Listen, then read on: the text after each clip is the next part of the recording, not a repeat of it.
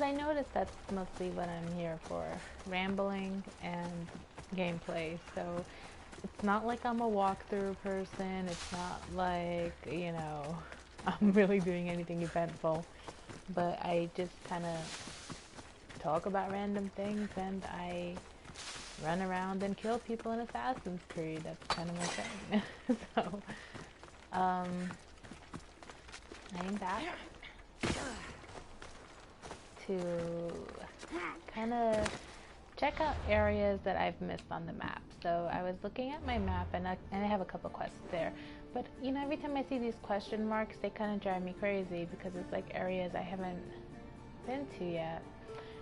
And, you know, each time you think you've discovered everything, you see those little baby question marks hiding, and I see I have a lot in this area.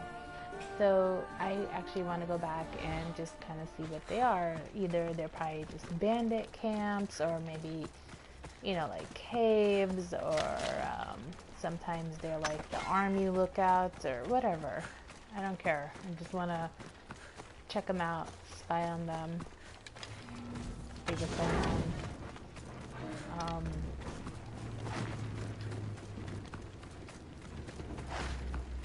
So yeah, let's do that. I rarely use the horse, I'm gonna be honest with you. Like, I have Phobos in her Nemean lion outfit and everything, but I rarely use her. I don't know, I always have this feeling that, like, I'm gonna take her off a cliff and she's gonna end up dying on me. Because I kind of just run and jump off the cliff, to be honest. That's kind of how I play. Like, I'll just climb things and jump off the cliff. And the horse doesn't have the majestic landing like Cassandra, you know? Like, Cassandra could just leap off of this thing and she'll just magically break her knees and feel better. See? It's fine. But if the horse did that, you know, Phobos would just be dead, just on the floor. So I always have this fear that if I'm not on the path, or I'm not on the road, Phobos is gonna die. And there is my Assassin's Creed fear. I don't have much other fears in this game. I tend to do everything head on here. But when it comes to Phobos just dying on me, I'm kind of not all for that. I'm not in on that. I don't like that. So this is a little town, I guess. It shows me that I can burn a few of these things here, but it's not an objective, and there's no blacksmith, there's no nobody. So, yeah, this place is pretty pointless, unless if I'm gonna get a quest to, you know, come back and to check this place out and do that, and burn the silos. I don't know. But giving it a quick look around here, let's use Icaros and see if there's anything going on here. No, this place is like a dead zone.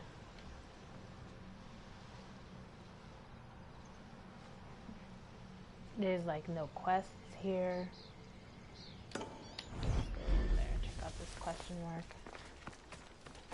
Because this place is pretty dead. It's like a dead zone. Like I said, I'm not sure if, like, as I'm playing this game, someone's gonna send me in here and just be like, burn all the silos, or I need someone dead in this town, so then it's gonna turn into something, maybe. I never know. Or it's just nothing. It's just a dead town, just a quiet little civilization minding its own business. And then one benefit there was, at least, like, it gave me the lookout to find another question mark. Unknown location. I don't even call it question marks.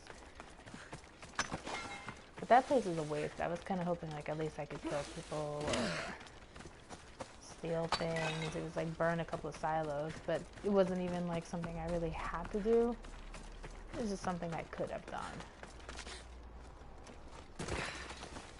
So let's see what's over here. An aerial view here. This looks like a cave. Maybe a tomb. Tombs are annoying with the snakes. You know?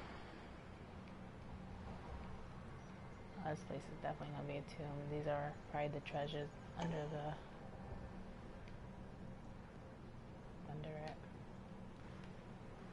In the ground. Under the ground. Oh, here we go. Cobras. This is a tomb. I hate the freaking cobras.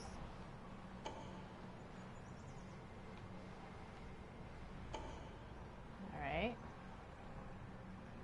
Let's go in this tomb and go play with the cobras. A lot of times you throw the torch in their face and burn them or whatever. Sometimes they just sneak up on you. Excuse me, I'm pretty tired. I had a long day today. I was catching up on some errands. I took my dog out for a nice long walk.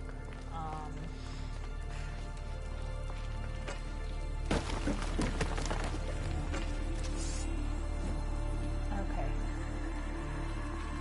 So let's get a look around. Figure this place out. Well, first and foremost, we've got this to deal with. We'll slide right on. Okay. You could probably tell I've been in like 1,000 of these. Well, all sneaky with it. And it's like, it doesn't matter what level you are. These guys bite you more than once, you're dead. You know? Unless if there's, you can decide for like, I don't know, poison resistance on your clothes. Probably. I haven't done that yet. Look at these guys. There's an option to like throw your torch like that, right? Yeah, there you go. Then you gotta keep making a fresh one when that happens. So you pick it up, throw it in their face, pick it up, throw it in their face. Or you have to keep like grabbing out a fresh one. Throw it in the face. I don't know what I'm talking about.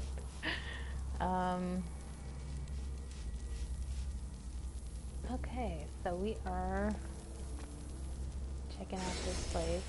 I know I'm like jumping from topic to topic, but I need to start like doing those steely, not that I really want it, but I need to do more of those missions for Epi and get the steelies. I was just thinking about that because a lot of them are in these types of tombs. This one was actually relatively quick. It's one of those get in, get out situations. Usually that doesn't happen. I'm usually marinating in them, you know, and sliding those shelves and making paths for doors and playing with snakes, that sort of thing. Taking the snake soft leather. Like, initially I'm like, do snakes have leather or snake skin? But then if you think about it, like, I'm guessing snake skin can just be turned to leathers.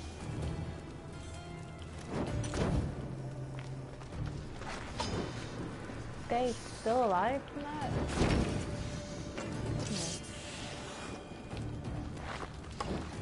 Give me your soft leather. You know? One time, I was playing this game. I think it was probably one of the first times I was playing this game. I got it for my birthday in August, and I got the PS4. I was a little bit behind.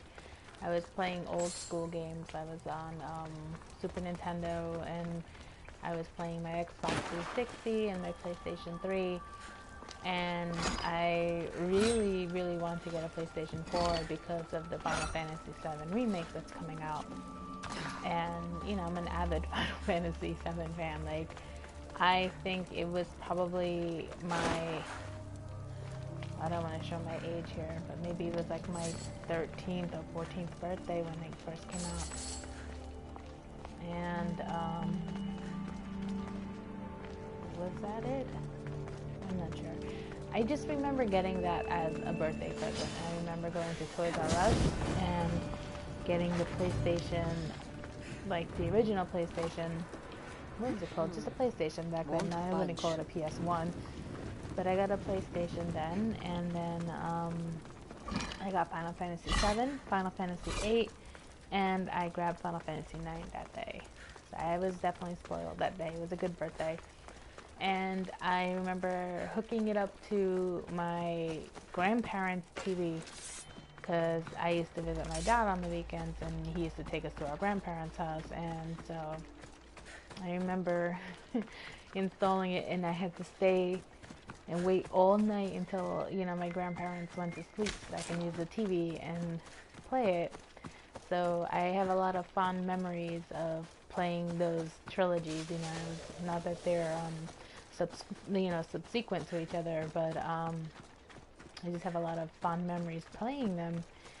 And so I kind of grew up with Final Fantasy 7, you know, and so it has a lot of good memories, and I had a lot of laughs because I didn't have too many friends growing up, you know what I mean? I was mostly the artist type girl, and you know, she'd sit in the corner and draw and read and game and you know, read comic books, and definitely watch Toonami, you know, like a lot of Dragon Ball Z, and play a lot of Ocarina of Time, you know, Final Fantasies, like that kind of girl. And so, you know, I didn't really have many friends growing up, and so that was kind of like my friend, you know. And so I would have a lot of laughs and a lot of memories with that. And of course, you know, everybody knows there's also parts that are sad in that game. Sorry, let's see here. There's a beach here. Let's go check that out. And that's behind me. So yeah, I can't wait for the remake, to be honest. Let's move! And you know, I played Kingdom Hearts 3. I grew up playing that too. I have memories. I was playing Kingdom Hearts 1 around the same time that I was playing Final Fantasy 9. And then I think a couple years later, I think Final Fantasy 10 came out. So yeah, I was playing Kingdom Hearts a lot. I think this is what I'm talking about with the horse. I end up killing it this way. I'm impulsive to jump. Yeah. Let's jump and survive. So yeah, big, you know, story short, I really wanted to play Final Fantasy, the remake. And, you know, I just kept looking at all the screen caps, and I was like, oh, I really, really, really want to play this game. And so at the time, I had a boyfriend, and he was like, well, you want me to get you the Xbox One to play it, or do you want to get the PS4 for your birthday? You know what I mean? Because we broke up in like the end of September. So anyway,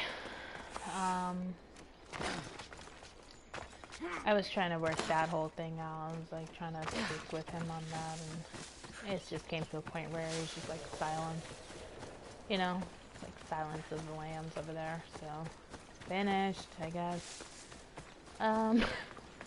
So, you know, you say it nonchalantly, but honestly, like, it does take a big toll out of you. Everybody knows breakups are really fucking hard, especially, you know, when you have like 4 years invested into something, and you know, you really want that to work, like you really wanted that to be your future, you know.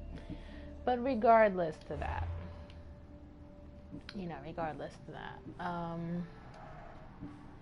hunter damage, health for tame beasts, blah blah blah, critical chance, critical damage, headshot damage, blah blah blah, damage on animals, ranged resistance, elements, blah blah blah.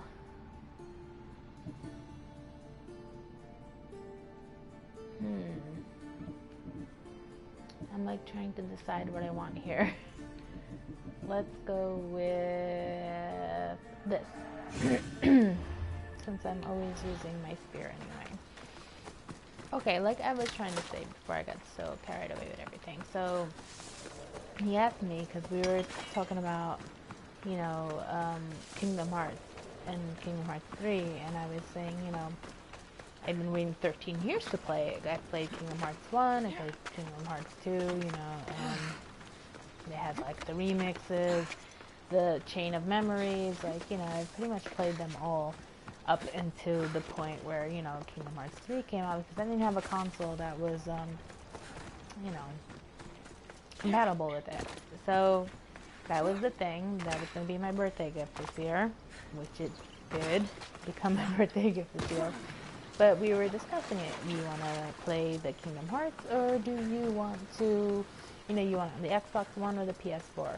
So suddenly, you know, we were going to go with the Xbox One. The price is a little bit better. You know, I didn't really like it. I've always been more of a Sony person, because one of my first consoles that was not my brother's, like my own, was my PlayStation. And I was just finished talking about that.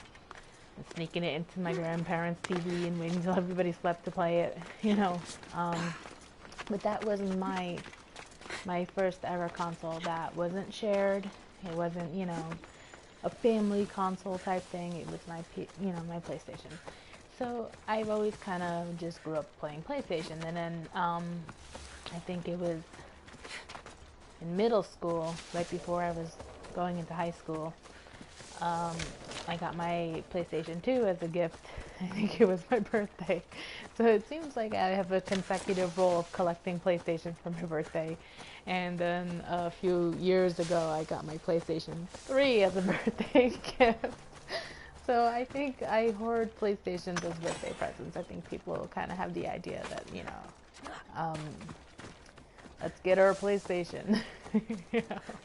But for Valentine's Day one time, my friend, he got me an Xbox, and it was unexpected, because honestly we were not even dating or anything, and it was a really expensive gift, you know. And I was like, okay. So that was how I got my Xbox 360. And I was at his house one time, and I remember at that time I was only playing, I think, PlayStation 2. So you know, I saw the graphics on the Xbox 360, and I was like, wow, you know, these graphics are so big and bubbly and detailed, and you could see everybody's face, and it's not pixeled, you know. And I was super excited playing this Xbox. And that's when he surprised me. He surprised me with the Xbox. And I played Xbox 360 for quite a while. Fable was my first game. I was playing Fable a lot, which is a fun game. I love Fable, you know. And I got a whole bunch of games, you know, I was playing Resident Evil, Guitar Hero was in there, Guitar Hero, Silent Hill was on there, I was playing like Lynch, and you know, it was a whole bunch of games that I got into on the Xbox. And that was exciting, because, you know, it was like, I never had anything like this. And then, you know, obviously a few years later from the 360, I got my PlayStation 3, and my first game I played on that was Ni no Kuni, The Wrath of the White Witch. I played Ni no Kuni, and then from there I started, you know, I played Assassin's Creed, I played the Rogue, and then I played the Assassin's Creed with Kenway. Which one is that? The pirate one? Black Flag. Then I played the Black Flag add-ons at Adwale. On my Xbox 360, I was playing all the ones with Ezio, you know, the Brotherhood, Revelations. Like, I've always been into games like this. You know, I've always been into like Assassin's Creed or like Prince of Persia. You know, it's always been that kind of thing. I am so off track here, but the whole point is, I was asked which one I wanted for my birthday. You wanted an Xbox One, you wanted to get a PlayStation 4. And the thing that really pushed me into PlayStation 4 because like I said, I had good memories of my Xbox 360 as well, so I was starting to warm up into it, even though I've always been a PlayStation person. That was my first Microsoft console, and I was alright with it. I had fun memories, and I was like, alright, it'll be okay. I'll deal with it. You know, I'd rather PlayStation, but I'll deal with it. And then when I saw the Final Fantasy VII Remake was pretty much only going to come out on PlayStation 4, and that's when I had to change my mind, and I was like, we're going to have to get that instead.